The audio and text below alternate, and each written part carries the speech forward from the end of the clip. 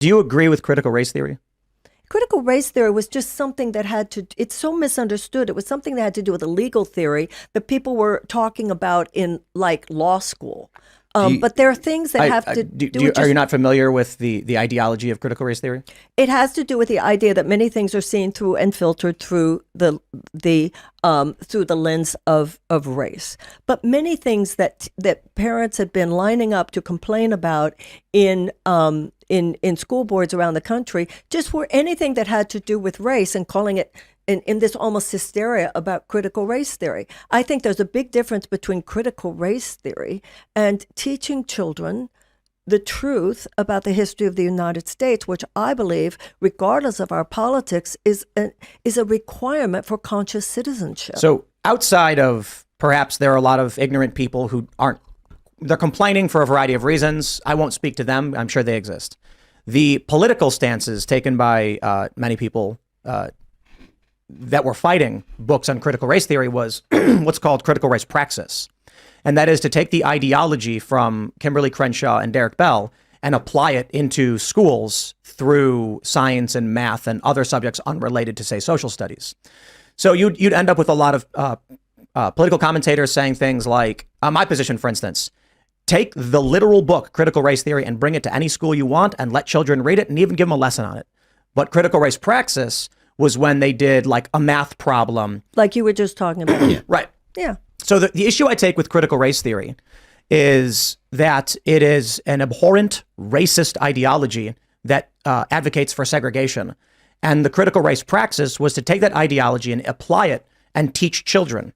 We ended up with we ended up with a wide range of extremist beliefs that we saw manifest throughout the country, such as what would they call it? Non-POC and POC groups.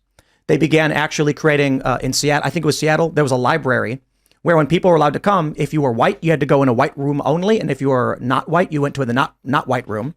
In Dearborn, Michigan, you had the digital cafes. This was I believe it was during COVID.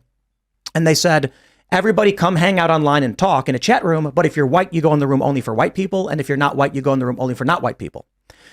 For instance, an example of this, Derek Bell, pioneer of critical race theory, actually argued that Brown should not have dismantled Plessy versus Ferguson. A core component of critical race theory is that schools should remain segregated. So I believe it was Sacramento's school district, they created white racial affinity groups based on critical race theory. I think that should be allowed in schools. And if teachers are teaching critical race praxis to children, I believe it's illegal under the 1964 Civil Rights Act and should be barred from schools. Yeah. But what we end up with, once again, is you're banning books. Conservatives are banning books. They're trying to stop teaching our history. It's realistic. But some of the books that they're banning, Grapes of Wrath. Yes, Grapes of Wrath is one of the top 100 most banned books. Grapes of Wrath, The Portrait of Dorian Gray, because someone has a homosexual feeling.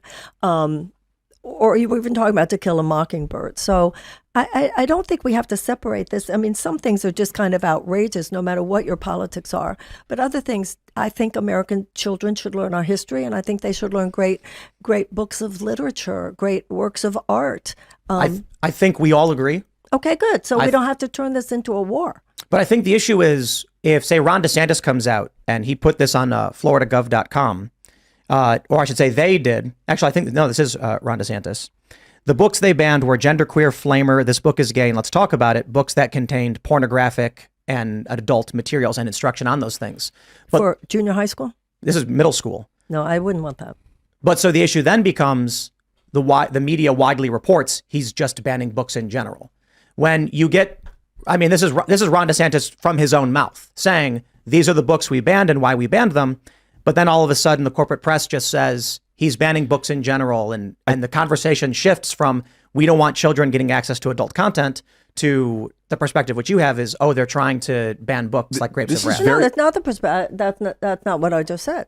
I agreed with you that there are books that I'm not comfortable with the governor doing it, but there are books with overt sexual or whatever at a certain young age that I just would be fine with the school board saying too young.